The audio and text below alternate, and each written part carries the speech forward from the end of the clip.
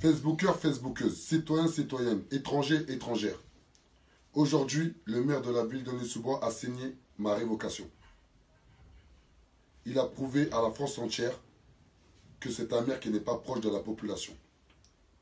Car toutes les actions que le mouvement La Révolution est en marche a pu mettre en place au sein de la ville de Nez-sous-Bois et à la demande de la population. Plusieurs sujets ont été soulevés par le mouvement La Révolution est en marche à la demande des habitants. Qu'ils sont le Leg Poponi.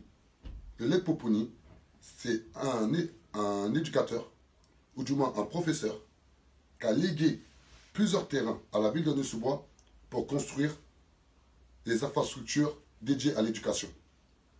La ville de Nez-sous-Bois s'est permis de faire des constructions de maisons, des habitations, du business.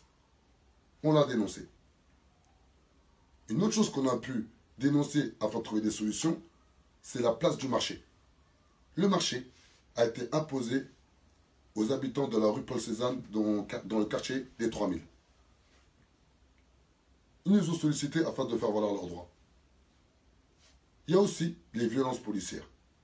Depuis l'affaire Théo, exactement, qui s'est déroulée le 2 février 2017, il y a eu plusieurs violences entre la police et la population. Bec et ongle, nous avons essayé de trouver des solutions. Il y a aussi PSA. L'ancienne zone où était implanté Citroën va être vouée à créer un nouveau quartier. Nous avons posé une question toute simple. Comment se fait-il qu'il y a un projet d'une telle envergure, un terrain qui a coûté quand même 110 millions d'euros, avec je crois 30% de nos impôts, l'argent donné par les contribuables. Et aujourd'hui, clairement, on n'a pas été concerté par rapport à ce nouveau quartier. Par rapport aussi à la piscine. Il y a une piscine qui faisait la fierté de la ville de Nez-sous-Bois. Cette piscine-là a été fermée pour une petite fissure que la mairie de Nez-sous-Bois pouvait réparer et s'auront endetté la ville exactement pendant 3 ans. La ville de Nez-sous-Bois a préféré laisser la reconstruction de cette piscine à une entreprise privée. Privée qui veut dire business. À hauteur de 33 millions d'euros, je crois, ou 35 millions d'euros. C'est incroyable. Plusieurs sujets à la demande des habitants qu'on a soulevés. À aucun moment, moi, Adama Traoré, à titre personnel, j'ai parlé de mon travail. J'ai joué de mon travail pour avoir des privilèges. Où j'ai instrumentalisé les jeunes avec qui j'ai passé des moments juste formidables, où j'ai pu encadrer et essayer de faire en sorte que ce soit des citoyens à part entière. À aucun moment. À aucun moment, j'étais soit menaçant, soit violent, soit insultant envers une personne de la mairie de Nez-sous-Bois. Que ce soit Madame Kiffer, que ce soit Madame Lichti, que ce soit M. Brun, que ce soit M. Vigour, que ce soit M. Telly.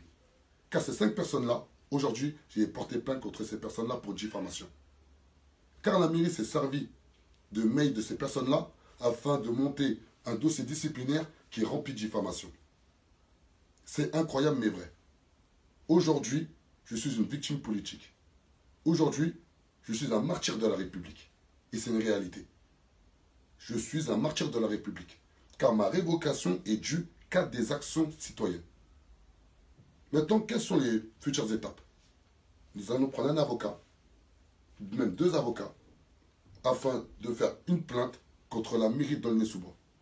Il y a bien une faille quelque part. C'est pas normal que la République octroie autant de pouvoir à une seule personne pour faire en sorte de m'étouffer. Dans mon jargon, on appelle ça la dictature. C'est pas normal. À côté de ça, on va essayer de voir comment ça s'est passé au CIG, le Conseil interdépartemental de gestion de la petite couronne. Car sur les 5 élus qui ont prononcé ma révocation, il y a exactement un élu de Drancy qui est très proche de monsieur le maire de la ville de Nez-sous-Bois. Par rapport à Paris Terre d'Envol. On va creuser là-dessus. Voir si il peut y avoir un conflit d'intérêts. À côté de ça, on a été clair, depuis le début, le mouvement La Révolution est en marche est un mouvement citoyen et politique. Nous avons exactement un parti politique qui se nomme la DR, la démocratie représentative, qui est actif sur l'ensemble du territoire français. Nous sommes implantés à Nantes, à Nice, à Marseille, à Roubaix-M, Aulnay-sous-Bois, Blanc-Minil, Duny, plusieurs villes où nous avons plus ou moins des personnes actives. Nous avons monté des listes au municipal 2020 dans toutes ces villes. Ça, c'est une certitude. Mais surtout, on va monter une liste dans la ville d'Aulnay-sous-Bois. Et je serai la tête de liste. Dans notre parti politique, on a été clair.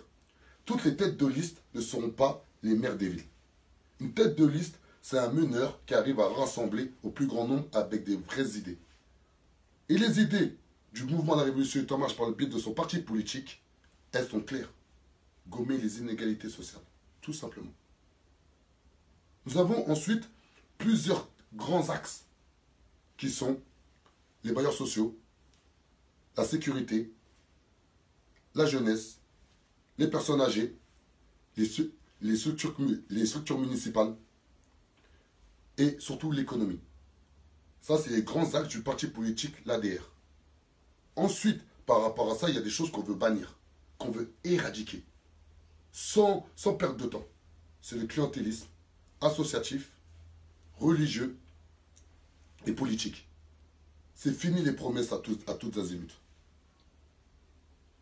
À un moment donné, il faut que la population comprenne que dans une démocratie, le pouvoir est par le peuple. Il faut que la population comprenne qu'aujourd'hui, M. Traoré Adama, dans 2 ans, sera à la tête d'un mouvement citoyen et politique. Et surtout, il sera à la tête d'une liste dans la ville d'Aulnay-sous-Bois qui va juste récupérer cette ville. Car cette ville, elle a besoin d'avoir une personne issue de la ville d'Aulnay-sous-Bois, qui connaît les vraies problématiques des Aulnaysiens, créer une vraie identité aulnaysienne, faire en sorte qu'il n'y a plus de quartier sud ni quartier nord, qu'on vive tous ensemble dans un projet commun, créer une identité aulnaysienne. Le maire de la ville d'Aulnay-sous-Bois a fait une erreur politique monumentale. C'est de révoquer un natif de la ville d'Aulnay-sous-Bois. Ça fait 34 ans que j'habite dans la ville d'Aulnay-sous-Bois. Le maire de la ville d'Aulnay-sous-Bois, M. Béchiza, ça ne fait pas plus de 4 ans qu'il habite dans la ville d'Aulnay-sous-Bois. À aucun moment il s'est dit que Adama Traoré connaît un Aulnaysien sur 5, voire même sur 10, même un Aulnaysien sur 2. À aucun moment il s'est dit que Adama Traoré il est juste intègre. Et à aucun moment, dans toutes ses revendications, il a parlé à titre personnel. J'essaie d'articuler. J'essaie d'avoir une élocution qui fait que tout le monde puisse comprendre. Et ceux qui n'arrivent pas à comprendre ce que je suis en train de raconter, je suis juste le fruit du système. Simple. Aujourd'hui, à titre personnel, je suis triste. Car je me dis, j'ai une femme, j'ai 3 enfants, je ne sais pas où je vais sauter. Où je vais atterrir surtout. Mais par contre, ce qui est sûr, je marcherai toujours la tête haute. Toujours dignement. Et je pourrais dire que moi, oui, j'aime l'être humain. J'aime la population française. Et je dis bien la population française. C'est-à-dire les citoyens et les étrangers en situation régulière, voire irrégulière. Car la France est une terre d'accueil. Car la France, c'est le pays universel de la Déclaration des droits de l'homme. Et ça, c'est une réalité. Si aujourd'hui on ne prend pas conscience que la France va mal, car la République, aujourd'hui, clairement, est utilisée par ces politiques afin d'étouffer la population. Aujourd'hui, c'est un message solennel. Pendant 1 an, on s'habillait en survêtement capuché, car on était sur le terrain à essayer de voir exactement les problématiques qu'il y avait en France. On a décliné exactement 7 sujets à l'échelle nationale. Les bailleurs sociaux, la répression institutionnelle, la politique, les sans-papiers, alors du 11 février 2005, la santé et l'éducation. Cette année, on a été clair en début d'année. On travaille sur la communication et sur l'organisation. Dans 1 an, on sera le mouvement le plus puissant de France, financièrement et humainement, afin d'influer pour faire valoir les droits des habitants les plus démunis, les moins écoutés, les moins respectés, les moins valorisés. Car aujourd'hui, c'est de ça qu'on parle. La France est coupée en 2. Il y a la population française et il y a les élites françaises. Et ça, il faut l'arrêter. C'est pas normal qu'aujourd'hui en France, moi, Adama Traoré, citoyen français, j'ai ma carte d'identité, que je sois révoqué pour des actions citoyennes. C'est pas normal. Je défie quiconque venant me voir me dire que c'est normal. Ce n'est pas normal. Et que le maire de la ville d'Aulnay-sous-Bois ait signé cette révocation, ça prouve qu'il est juste incompétent. Ça prouve qu'il n'a rien à faire à la tête d'une ville qui comprend exactement 83 000 habitants. Car ces 83 000 habitants-là, ils ont juste le droit de penser. Ils ont juste le droit de réfléchir à comment ils veulent vivre. Ils veulent vivre en société. Si le maire de la ville d'Aulnay-sous-Bois s'est permis de révoquer une personne pour des actions citoyennes car elles n'allaient pas dans son sens politique, ça prouve clairement qu'il n'a rien à faire dans une grosse ville comme Aulnay-sous-Bois. Nous sommes en France. Nous sommes dans un pays de droit. Nous sommes dans une république. Et cette république, elle octroie à tout à chacun la liberté d'expression. Donc, le 21 février 2018, le 21 février 2018, sur le parvis de la préfecture de Bobigny, on va faire le deuxième rassemblement pour l'abolition du devoir de réserve. Car c'est de ça qu'on parle.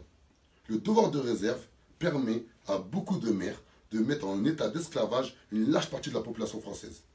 Et ce n'est pas normal. Et aujourd'hui, je vous le dis clairement, personne ne nous protège. Pas les chefs de service, pas les coordinateurs, pas les DGA, pas le DGS, les élus, inexistants, d'opposition, je ne vous en parle même pas, aucun député, aucun ministre, et même pas le président de la République française. Car nous avons envoyé une lettre de 5 pages. Aujourd'hui, on a une petite réponse, mais on n'a pas une réponse concrète. Donc, qui nous protège aujourd'hui de la racaille au col blanc? Qui nous protège aujourd'hui de la racaille au col blanc? La révolution est en marche et personne, je dis bien personne ne pourra l'arrêter. Ciao.